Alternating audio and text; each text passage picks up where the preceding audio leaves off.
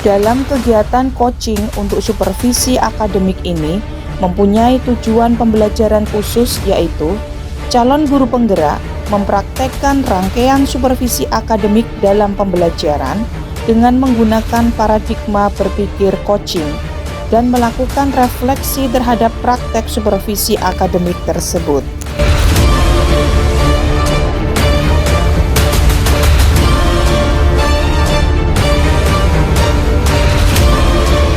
Tujuan pembelajaran yang ingin dicapai oleh rekan sejawat dalam proses supervisi akademik antara lain: 1. Peserta didik mampu menghargai dan menjelaskan keragaman gender, suku, dan budaya di Indonesia. Yang kedua, peserta didik mampu menghargai dan menjelaskan keragaman agama, ras, dan antar golongan di Indonesia. Dan yang ketiga, peserta didik berkontribusi dalam menjaga nilai kebinekaan Indonesia sesuai tingkatannya.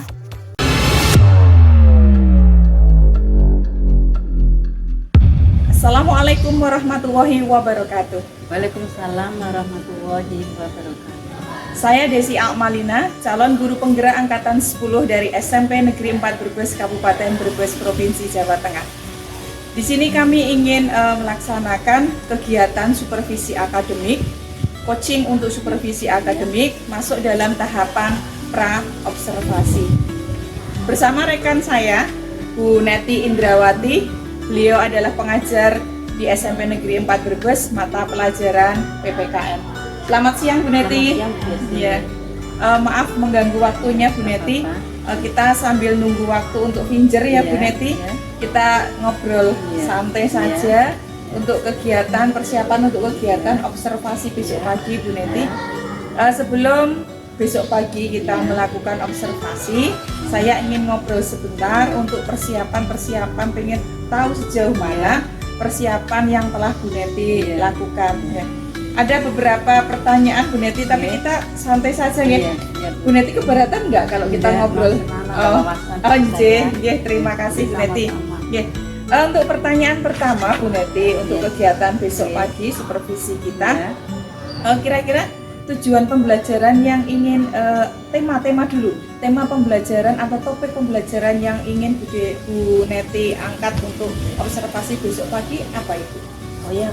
Untuk materi yang akan saya sampaikan nanti yaitu tentang keberagaman masyarakat Indonesia. Keren ya, Bu ya, keberagaman masyarakat Indonesia, Bhinneka Tunggal Ika, Bu. Itu untuk tema ini pun, untuk topiknya. Terus untuk tujuan pembelajaran itu apa? Tujuan pembelajarannya supaya peserta didik memahami keberagaman masyarakat Indonesia. Keren teman ya, Bu ya, masyarakat kita beragam dengan corak yang beraneka ragam, supaya siswa sejak dini mengetahui ya, Bu ya, manfaat keberagaman itu juga bagi mereka. Nah, itu untuk topik dan tema serta tujuan ya, Bu ya. Untuk besok pagi, kegiatan besok pagi, area pengembangan yang ingin Bu Neti capai itu seperti apa? Area pembelajaran yang tidak saya capai antara lain: 1. Meningkatkan pemahaman siswa tentang suku bangsa dan budaya di Indonesia. Yang kedua, menumbuhkan rasa cinta dan penghargaan terhadap budaya nasional. Yang ketiga, mengembangkan toleransi dan saling menghormati antar suku bangsa. Dan yang keempat, mendorong siswa untuk berpartisipasi dalam menjaga kelestarian budaya nasional. Keren sekali ya, Bu ya, area yang Bu Neti ingin kembangkan di pembelajaran besok pagi. Nah, itu area yang ingin Bu Neti kembangkan. Nah, itu strategi apa kira-kira Bu Neti untuk mengembangkan area tadi, strategi yang Bu Neti persiapkan untuk pembelajaran besok pagi? Kira-kira apa saja?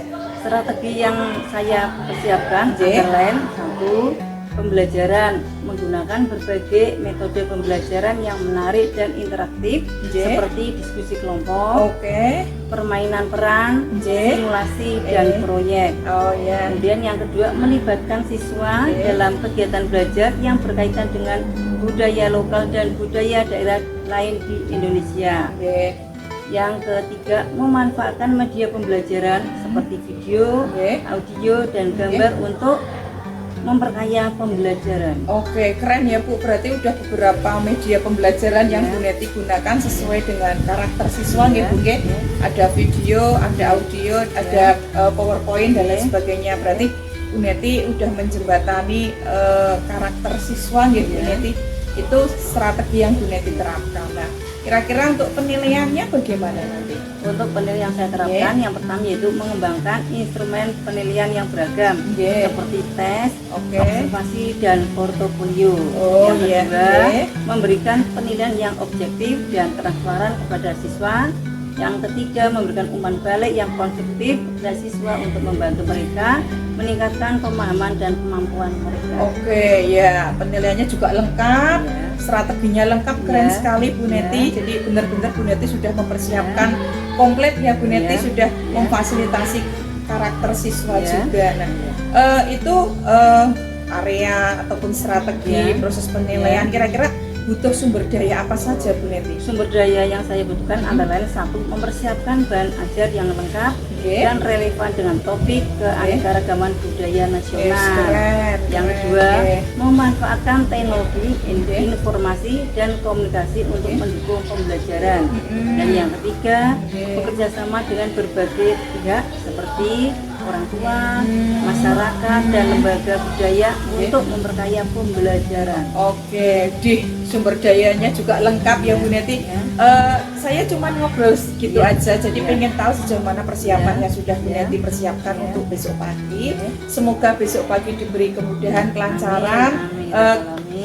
Kita saling belajar Bu Neti, karena memang supervisi akademik ini untuk kompetensi, peningkatan kompetensi kita sebagai guru yang berpihak pada murid. Sekian saja Bu Neti, obrolan kali ini sangat bermanfaat sekali bagi saya. Terima kasih atas waktunya. Ketemu lagi besok pagi di observasi di kelas.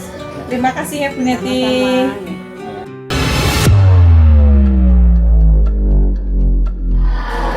Gimana kabarnya?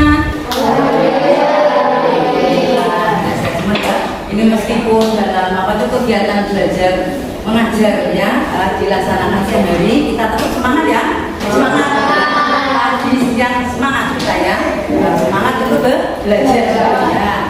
Ini sebelum kegiatan belajar mulai ya, marilah kita berdoa bersama-sama dipimpin oleh ketua kelas. Silakan. Duduk siap. Berdoa dimulai.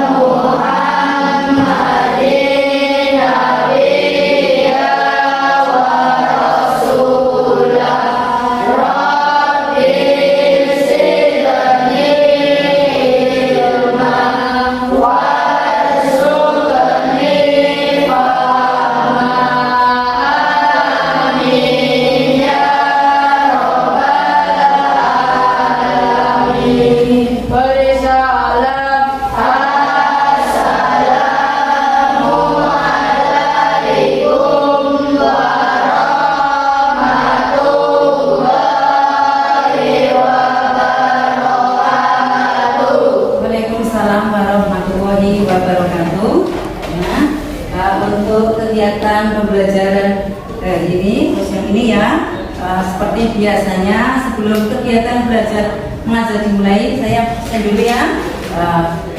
Hari ini ada yang nggak masuk? Alhamdulillah ya, biar masuk semua ya. Mudah-mudahan kita diberikan kesehatan semua, kemudian kita dapat mengikuti kegiatan belajar mengajar meskipun siang ini dengan lancar gitu ya, dengan lancar. Kemudian nanti kalian tetap semangat dalam kegiatan belajar mengajar, dan kemudian kegiatan pembelajaran di sini siang ini walaupun siang mudah-mudahan membawa manfaat dan membawa keberkahan ya, amin ya robbal alamin. Dan pada siang hari ini ya, guru mau mengambil materi ya, mengambil materi yaitu tentang norma ya, norma Republik Indonesia tahun 1945. Ya, bisa kalian ya cepat semua pandangan. Ya. Ini materi hari ini ya yang akan saya sampaikan dalam kegiatan belajar mengajar norma dan Undang-Undang Dasar Negara Republik Indonesia tahun 1945. Ya.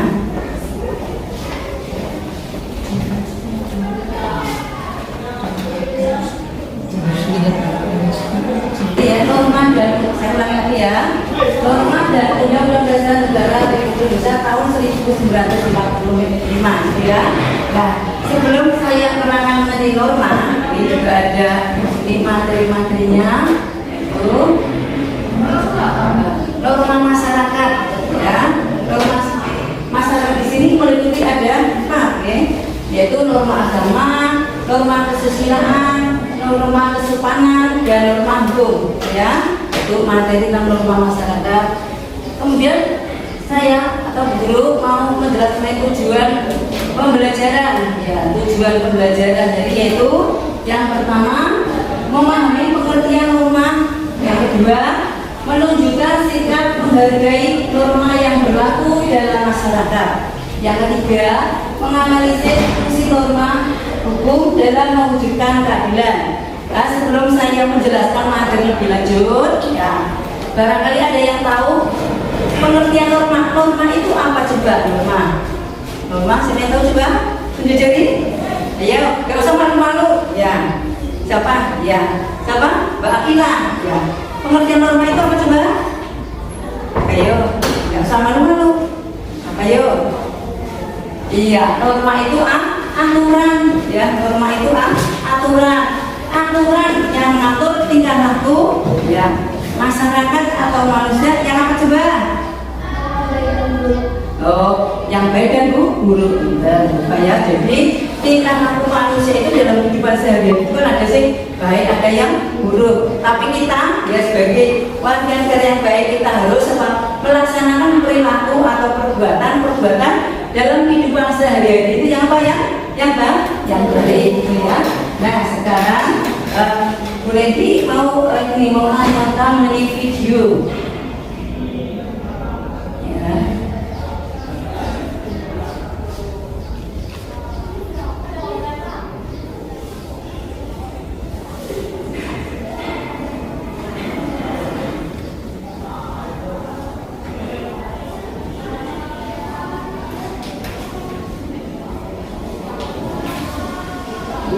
Ya, coba kalian amati video ini ya. Video yang pertama, ya, kalian pandangan ke depan, dicermati dan diamati. Setelah kalian mencermati, kamu nanti memberikan apa? Gambaran atau isi dari video tersebut, ya. Video yang pertama, ya.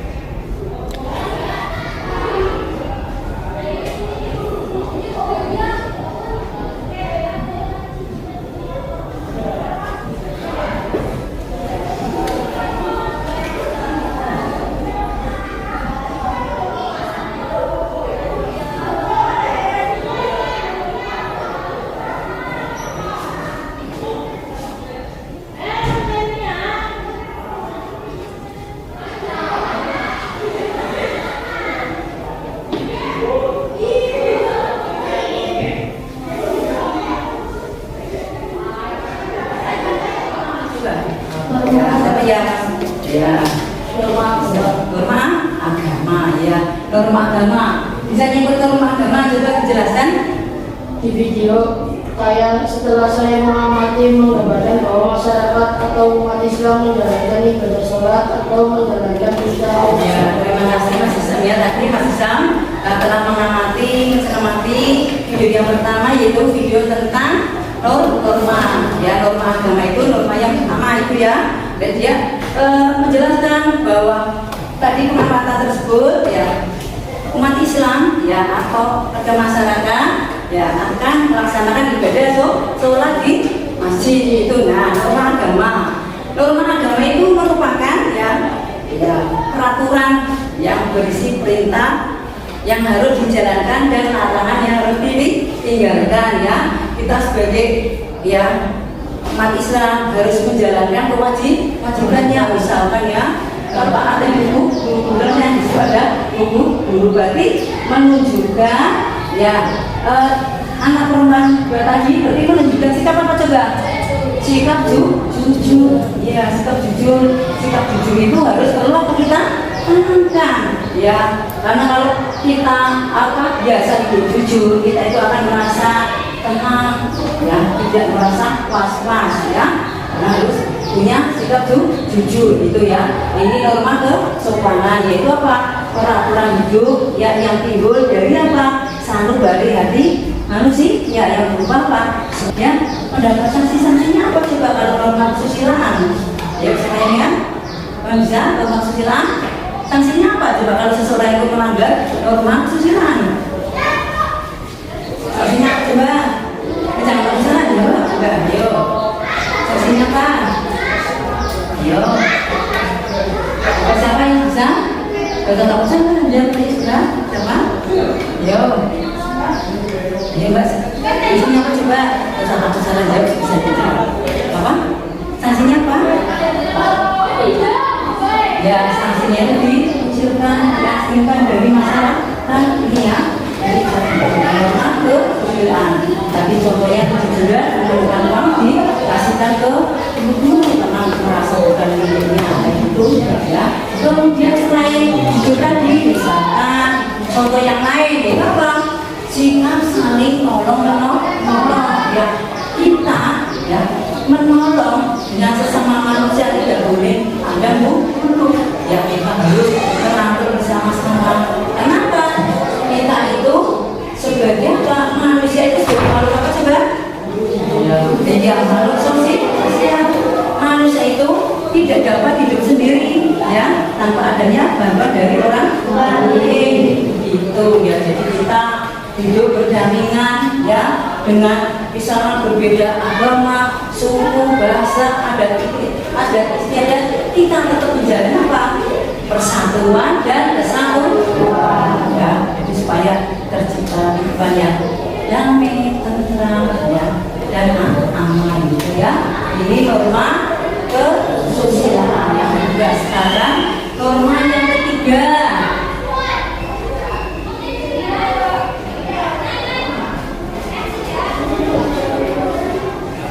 Ya, coba kalian amati lagi. Ya,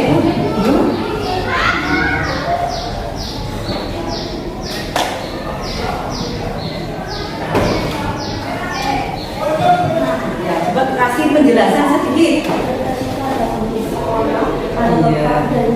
Harus budayakan sifat menghormati dan menjaga tangan.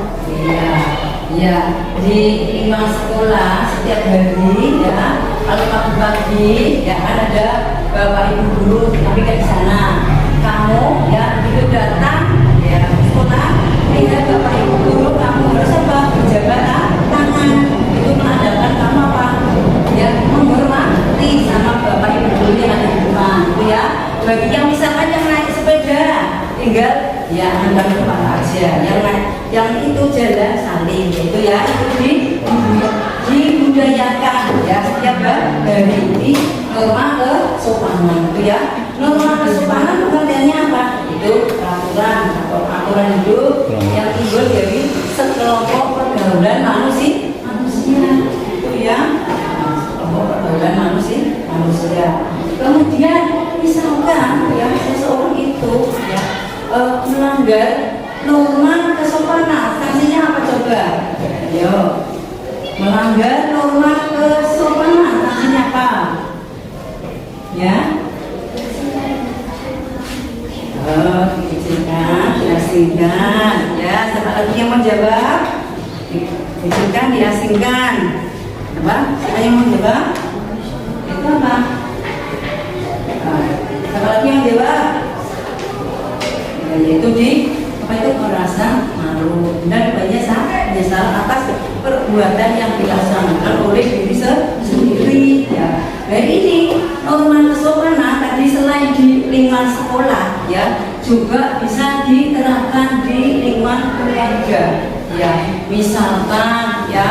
di keluarga kamu sama bapak dengan ibu, ya di rumah itu kamu harus apa? Sopan. Sopan dalam arti apa? Sopan dalam arti misalkan ya dalam bertutur kata, karena bapak itu kan orang tua itu harus dihormati ya. Kemudian orang tua kepada yang itu yang udah menyayangi gitu ya. Jadi kamu harus menghormati kepada orang yang lebih tua. Misalkan kamu ya pakai bahasa yang sopan, ngomong itu ya jangan sampai bahasa sing koko ya. Jadi kamu harus apa? Ya istilahnya menghargai diri sendiri. Ya kalau kamu menggunakan bahasa romo sama orang tua, kamu itu menghargai diri sendiri. Nah kamu ya menggunakan bahasa kamu dengan orang tua atau menghargai diri sendiri karena terbiasa bahasa romo. Kamu dengan siapapun ya itu akan ya, dengan menggunakan bahasa romo juga gitu ya. Yang penting kamu itu harus apa? Menerapkan sikap sopan santun gitu ya di mana keluarga. Kemudian misalkan kamu mau berangkat sekolah ya, berangkat sekolah itu biasanya kamu tiap hari apa coba sama orang tua bapak ibu juga? Iya saling gitu ya, saling sama bapak ibu di rumah. Nanti bapak ibu kan ya tolong hati-hati di jalan ya. Nanti kalau kamu misalkan nyabrang hati-hati, yang hati-hati tengok kanan, tengok kiri, tengok kanan ya.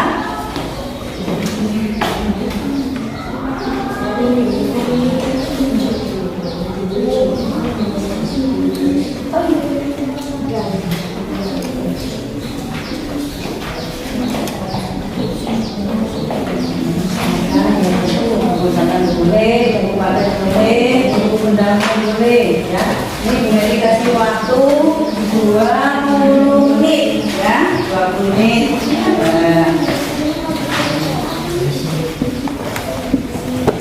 Bertanya kan? Silakan kalau mau bertanya. Bareng-bareng di buku paket, buku pendamping ya.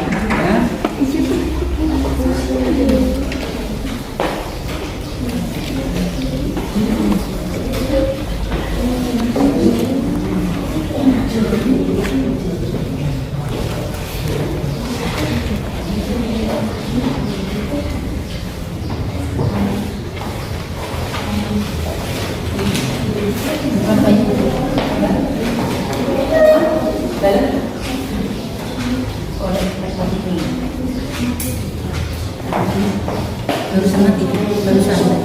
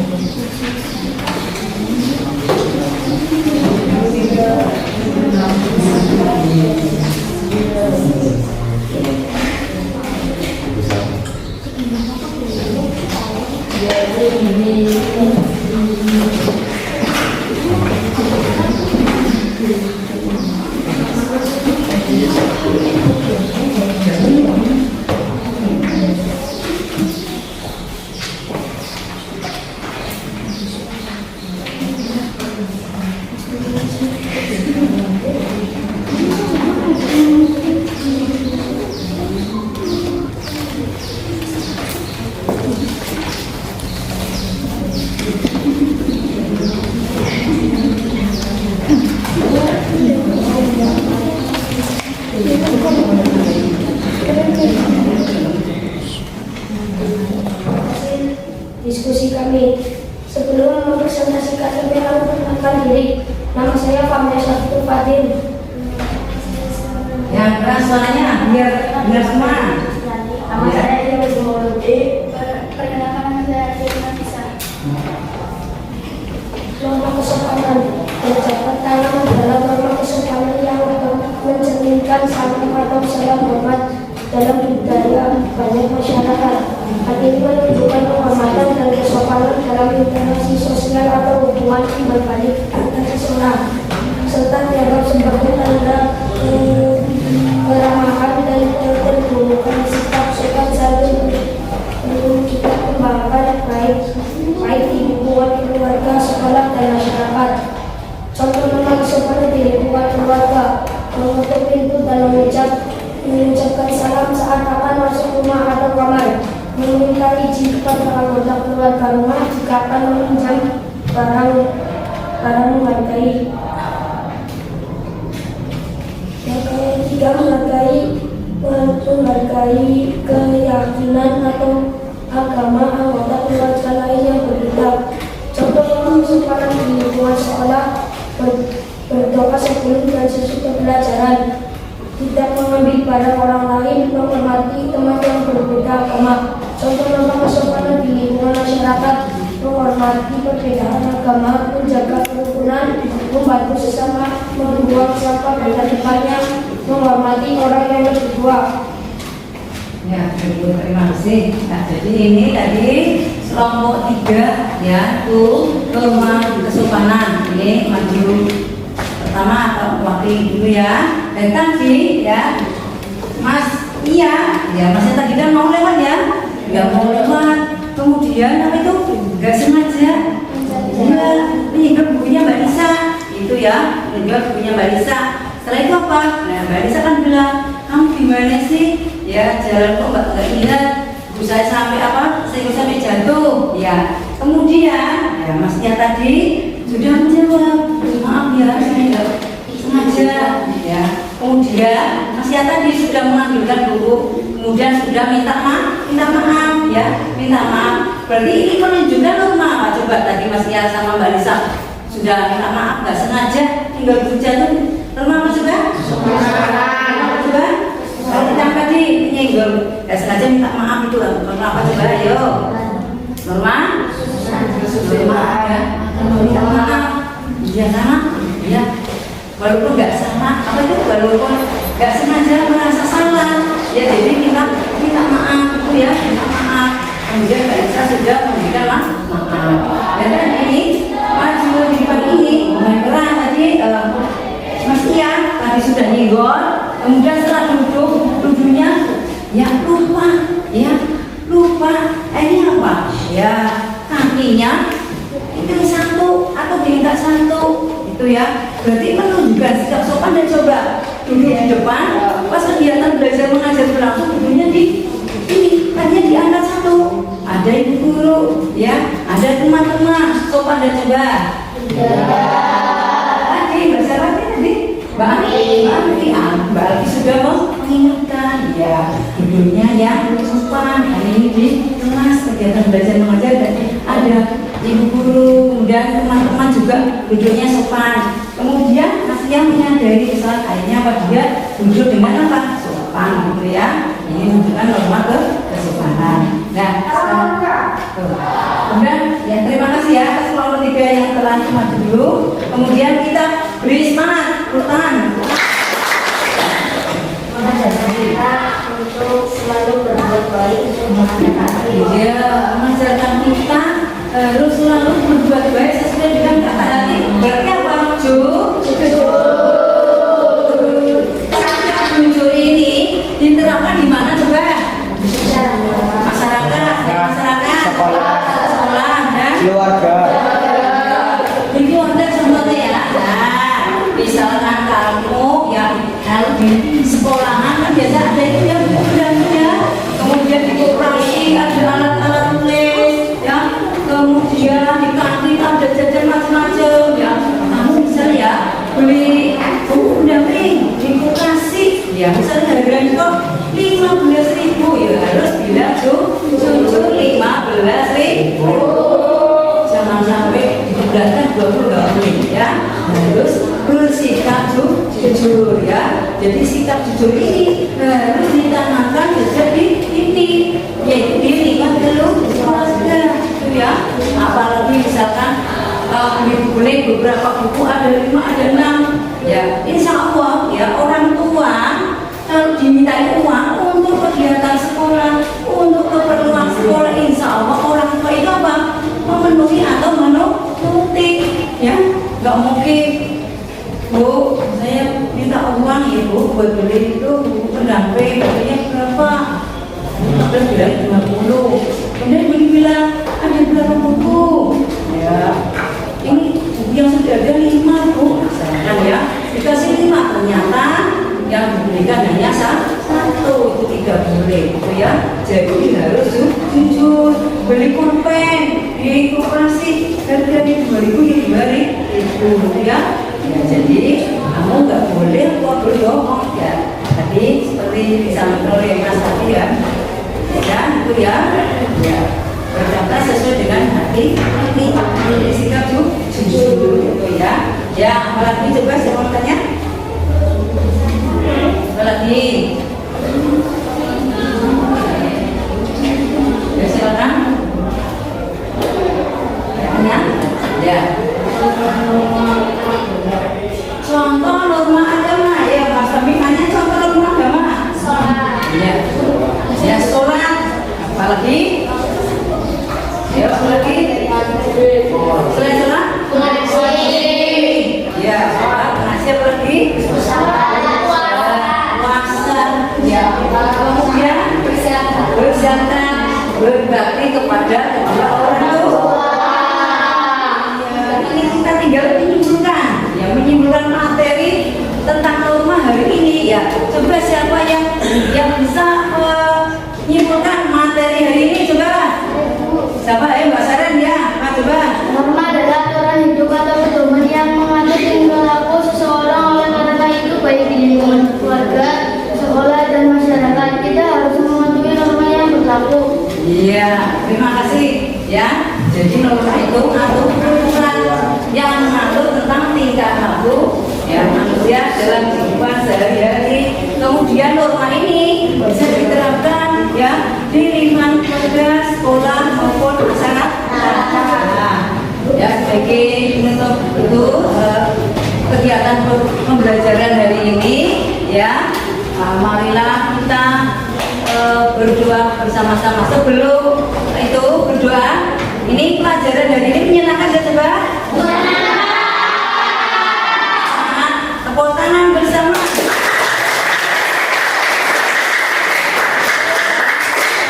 Silakan kembali ke tempat masing-masing. Ya sebelum kita.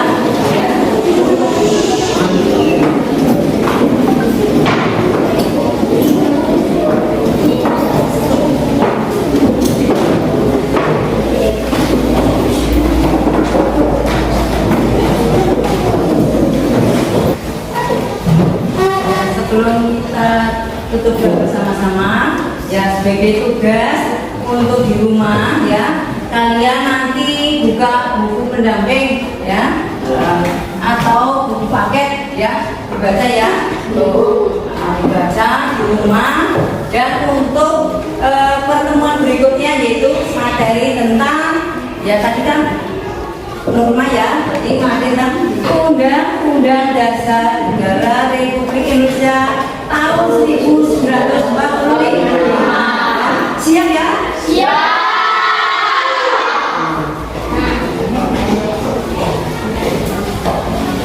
Ya silakan dipimpin juga kelas. Semua hidup siap. Pada dimulai.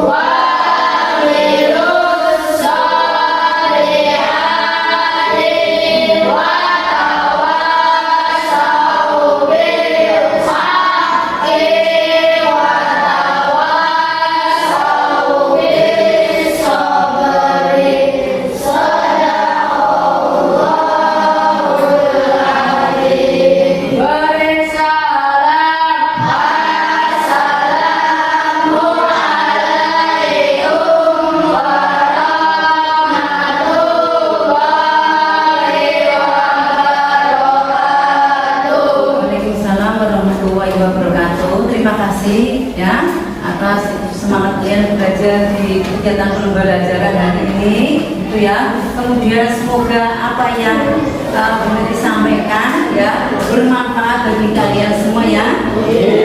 Mudah-mudahan kalian ya di jalan diberikan apa kelancaran. Ya, silakan.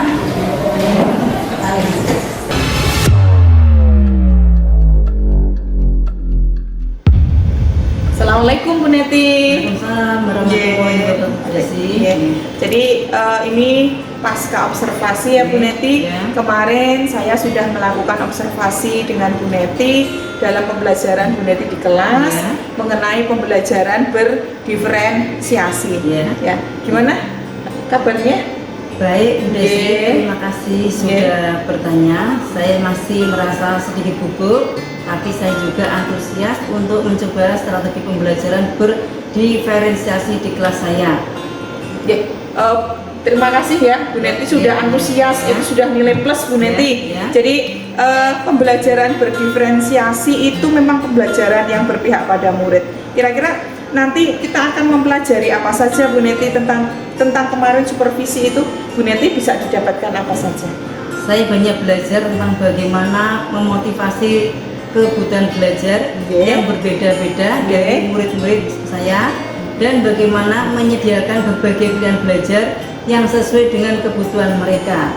Saya juga belajar tentang bagaimana menciptakan lingkungan belajar yang inklusif dan suportif untuk semua murid. Oke ya, keren sekali Bu Neti ya. Jadi apakah Bu Neti sudah mempunyai rencana untuk menerapkan strategi pembelajaran lain di kelas selain yang kemarin kita lakukan? Ya Bu Desi, saya sudah membuat beberapa rencana konkret untuk minggu depan. Saya ingin mulai dengan mengidentifikasi kebutuhan belajar murid-murid saya dan kemudian membuat beberapa pilihan belajar yang berbeda untuk mereka. Jadi itu udah bagus sekali Bu Neti. Jadi bahwa pembelajaran berdiferensiasi itu butuh waktu dan butuh usaha kita sebagai guru. Nah, sesuatu memang tidak dapat datang secara instan Bu Neti, semua butuh proses. Makanya Bu Neti dan saya harus terus belajar dan harus terus berkembang. Yang pasti pembelajaran berdiferensiasi itu harus berpusat kepada murid. Baiklah Bu, saya akan terus mencoba. Ya, sama-sama Bu Neti. Jadi yang penting Bu Neti yakin. Saya yakin kok Bu Neti bisa jadi guru yang luar biasa ya, karena Bu Neti dari awal tadi sudah antusias. Bu Neti punya semangat yang luar biasa ya. Itu seperti itu Bu Neti. Terima kasih atas dukungannya. Jadi saya merasa termotivasi untuk kelas belajar dan berkembang. Semangat ya Bu Neti ya. Kira-kira rencana tindak lanjut ke depannya bagaimana Bu Neti? Di luar kemarin pembelajaran seperti itu yang sudah saya supervisi tentang pembelajaran berdiferensi, rencana ke depannya bagaimana? Rencana tindak lanjut yang saya terapkan nanti, pertama, terus menerapkan pembelajaran berdiferensiasi yang berpihak pada murid. Yang kedua, guru hanya sebagai fasilitator dalam pembelajaran. Murid punya kebebasan penuh dalam proses pembelajaran sesuai karakteristik mereka. Ya Allah, bagus sekali, luar biasa ya Bu Neti. Makasih ya. Cukup sekian aja untuk pasca supervisi kali ini. Pokoknya kita saling menyemangati, kita saling berkolaborasi, kita bisa kok untuk membawa murid benar-benar menjadi sesuai apa yang dia inginkan. Kita tidak boleh menuntut, kita harus menuntun ya Bu Neti ya. Itu aja Bu Neti, makasih atas waktunya. Maaf mengganggu ya Bu Neti. Makasih. Assalamualaikum warahmatullahi wabarakatuh. Terima kasih sekali.